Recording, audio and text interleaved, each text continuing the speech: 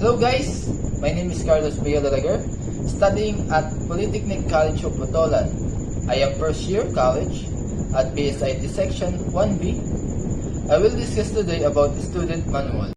Mission: Polytechnic College of Botolan, with its competitive faculty, show endeavor to explore avenues and opportunities in molding and empowering students, providing relevant and quality education. Vision: we envision Polytechnic College of Botolan as socio-cultural institution committed to providing quality and globally competitive education. The core values of a graduate of PCB is expected to lead a life with eye care in the community and in the workplace. A PCB graduate will be known as a person who has I for integrity, C for commitment, A for ardent desire for wisdom, R for responsible socially and culturally, and E for exemplar compassion. Article 1. Academic Directives. There is a 4 student classification according to year level. First is a freshman. A freshman is a student in the first year of the program curriculum. Second is sophomore. A sophomore is in the second year of the curriculum program. He or she has completed the prescribed subjects of the first year of the program curriculum. Third is junior. A junior is in the third year of the curriculum. He or she has completed the prescribed subjects of a first year and second year of the program curriculum. And the fourth is a senior. A senior is in the fourth year of curriculum.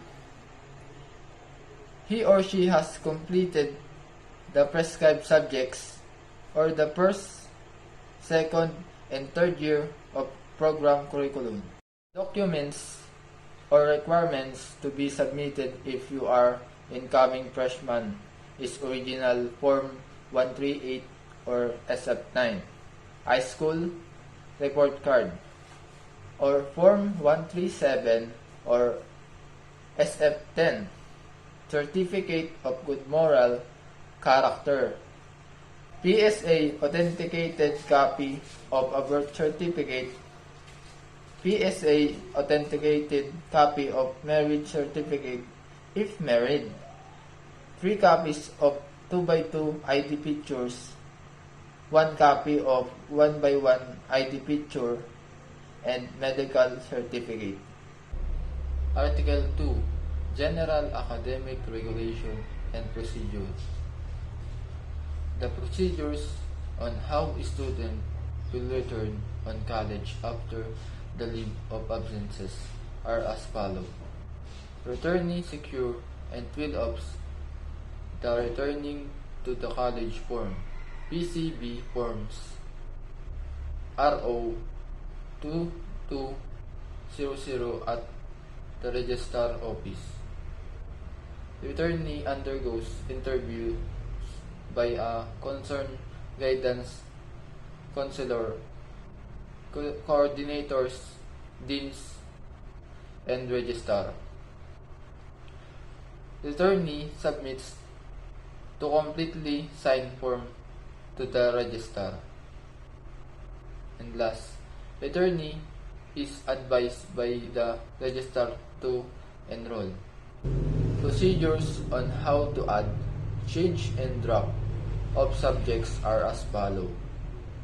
If the student wish to add or change the subject, he or she must accomplish adding, changing form, PCB form RO 0600 or dropping form, PCB form RO 0700 if she or he wish to drop a subject course. Secure signature of the subject's instructor. Approval of the program coordinator. And last, have the MIS in charge sign the form for recording and printing a new COR and submit the form to the registrar office for acknowledgement. Shifting or program change. Guys, if you want to shift or change the program, this is what you should know. Any student who wish to shift or transfer to another course program must satisfy the entrance requirements for the course program. A student may be allowed by the program coordinator to shift the course. Upon evaluation and deliberation, the student may or may not be academically suited to the course. A student should apply for a shifting course to the program coordinator, where he is getting out to be endorsed to the program coordinator of his new course, who in turn should approve the said application. The college registrar should be informed of the student's change of course, completion or removal of incomplete grades. Guys, if you want to remove your incomplete grades, this is what you should do. An incomplete grades must be completed within 1 semester from the date the grade of INC has been received. Otherwise, the grade becomes 5.0. Then, incomplete grades in the subjects that are prerequisite to the other subjects must be completed before enrollment of the latter. Incomplete grades in the subjects that are prerequisite to other subjects must apply for a waiver of prerequisite and must seek the approval of the college registrar and the program coordinator. A grade of 4.0 means conditional failure. It may be removed by successfully repeating the course or by passing a re-examination. If the student passed the re-examination, he is given a grade of 3.0. But if he failed 5.0, only one re-examination is allowed, which must be taken within the prescribed time. Requirements for graduation. It is policy of the college to confer upon a candidate the degree which he or she seek upon satisfactory completion of all academic and other requirements prescribed for graduation. To be eligible for graduation, a candidate should meet the following requirements. Procedure for application for graduation. Students secure and fill up important information on the application for graduation form, PCB Form RO 1500, from the registrar office. This is to be done upon enrollment of his or her last semester in the college. Note: two copies of the form are required, and one for student and one for registrar. The student submit for the form to the registrar. Registrar submit pertinent documents to the student coordinator and dean for verification of the student as a candidate for graduation. If the student documents prove graduation compliance, said form is signed by the coordinator, dean, and registrar. A student copy is given to the candidate for graduation. If the non-compliance occurs, and student copy is given to the student with the lacking requirements, indicate the remarks of the form and signed by coordinator, deans, and registrar. Article 3. Student Affairs and Services. Guidance Services. Guidance services should be extended to students by professional counselors and psychologists in the following areas. Orientation activities. This will orient the student to their new school environment, school staff, academic, and social life. Counseling.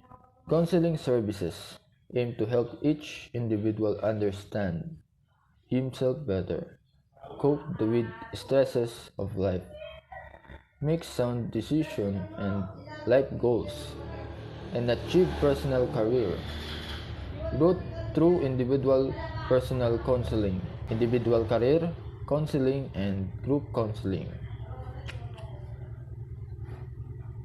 Placement. It provides career guidance and placement services. The counselors assist the freshman in the proper selection of courses and junior in the selection of proper major. Evaluation and testing services. Tests are given to students to derive information to their general school abilities and aptitude for education purposes. Using standard measurement, the data gathered from these tests are useful to a psychologist and in obtaining a holistic picture of student capabilities. The information required functional in assessing academic failure, counseling, and problem solving. Testing services enable the student to know themselves better to make a wise career decision. Guys, we discussed today about exception to free higher education. So, students who have already obtained a bachelor degree or comparable undergraduate degree from any public or private HEI. Students who fail to comply with the admission or orientation policies of the SUC or LUC provide the failure to comply with the SUC or LUC's orientation policies result in the student's permanent disqualification from enrolling in any SUC or LUC. Students who fail to complete their bachelor degree or comparable undergraduate degree with a year after period prescribed in the program. First, provided that in the case of shifters any semester wherein the student has availed of the benefit of free higher education will be subtracted from expected duration of current program in which the student is enrolled. Provided further that in the case of transfers, any semester wherein a student has availed of any form of government-funded step up should be subtracted from the accepted duration of current program in which the student is enrolled. 3. Provided further that in the case of returning student and other student who went on a leave of absences or LOA, The determination of computation of their free higher education benefit shall be without prejudice to the most expedient way of completing their studies, and for provided finally that SUCs and LUCs should decided on the cases that merit the extension of availment of free higher education.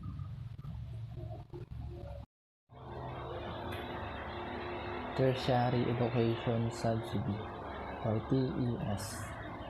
Students who are the part of the Listahan 2.2 DSWD National Household Targeting Office. Students are not part of Listahan 2.0 but rank according to the estimate per capita household income with proof of income.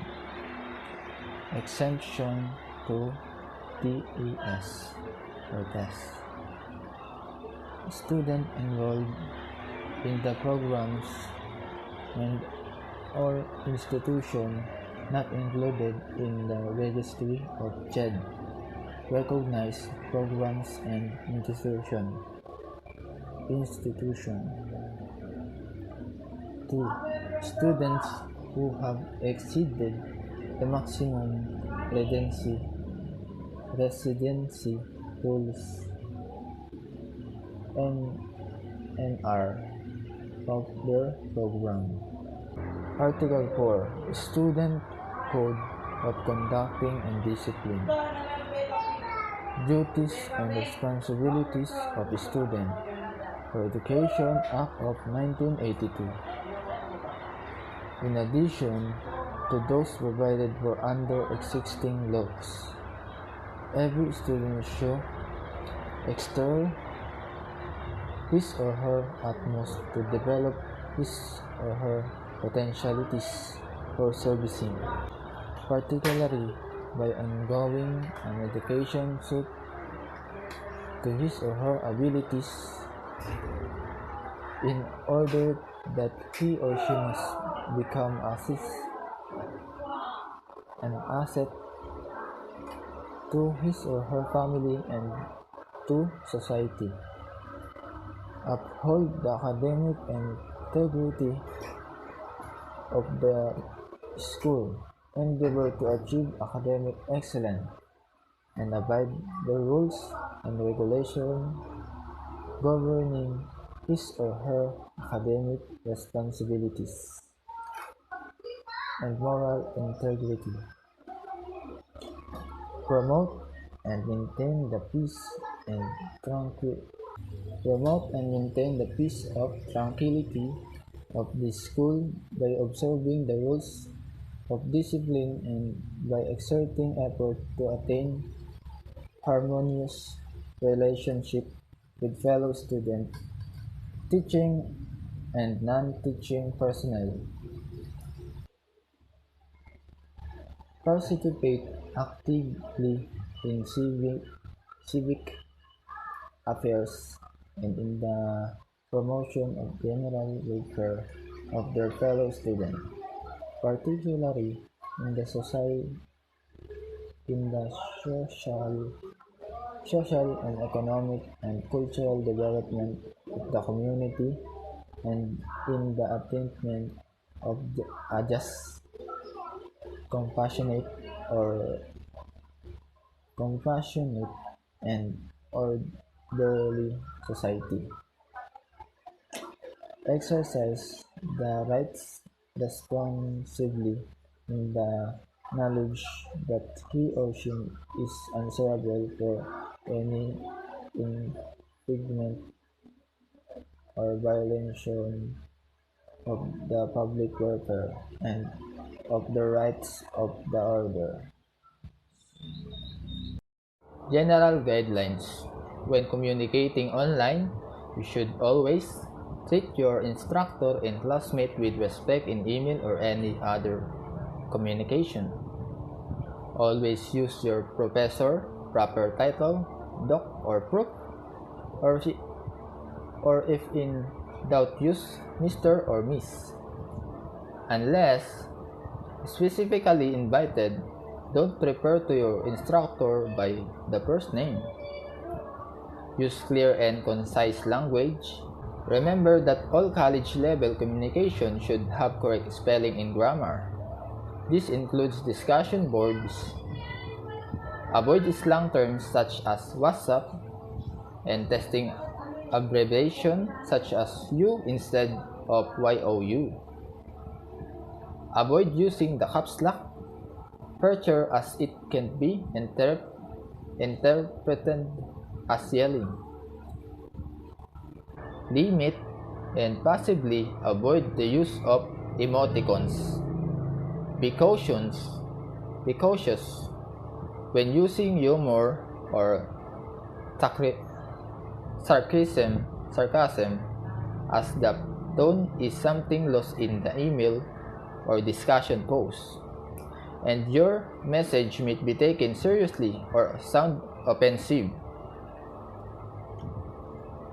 Be careful with personal information, both yours and others. Do not send confidential information via email. Email etiquette. When you send an email to your instructor, teaching assistant, or classmate, you should use descriptive subject line. Be brief. Avoid attachment unless you are sure your recipient can open them. Avoid HTML in favor of plain text. Sign your message with your name and return your email address. Think before you send the email to more than one. Does everyone really need to see your message? Be sure you really want everyone to receive your response when you click Reply All. Be sure that the message author intended from the information to be passed along before you click the forward button. Message board or group chat etiquette.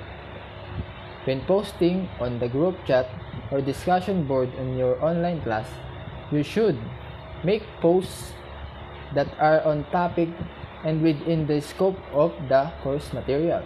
Take your posts seriously and review and edit your posts before sending them. Be as brief as possible while still making a true comment. Always give proper credit when referencing or quoting other source. Be sure to read all messages in a thread before replying. Do not repeat someone else's post without adding something of your own to it. Avoid short, generic replies such as "I agree." You should include why you agree or add the previous point.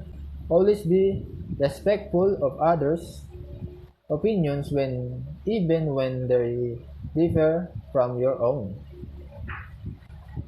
When you disagree with someone, you should express your differing opinion in a respectful, non-critical way. Do not make personal or insulting remarks. Be open-minded. Learning Management Service. What is the importance of a student portal? A student portal provides an engaging student experience with a single point of access and hub to all applications, information, and content. One of the biggest obstacles that a student portal removes is the number of information silos found across colleges and universities today. What is importance of email at pcbsambales.com? The importance of email at pcbsambales.com is to help the school to easily recognize their students. That's why they made emails for every student. Demonstrate on how to answer the quizzes and activities on iClass or Moodle. First, click on the subject given by the teacher to see the quizzes and activities. Then when you see that, click on the quizzes or activities to get the answer in order for that to be passed, and if what the module teacher provides is a file must be sent. It needs to be edited in the Word, or our phone or laptop must have Microsoft Word or any other edit just to properly answer quizzes and activities and pass them accordingly. Quizzes can be configured to allow multiple attempts. Each attempt at a question is automatically marked, and the teacher can choose whether to give feedback and show the correct answer. Why did you choose this course? As a child, I was exposed to lots of computers and tech gadgets. I chose IT to furthermore improve my skills, and I believe that if you love what doing, you never get tired with it.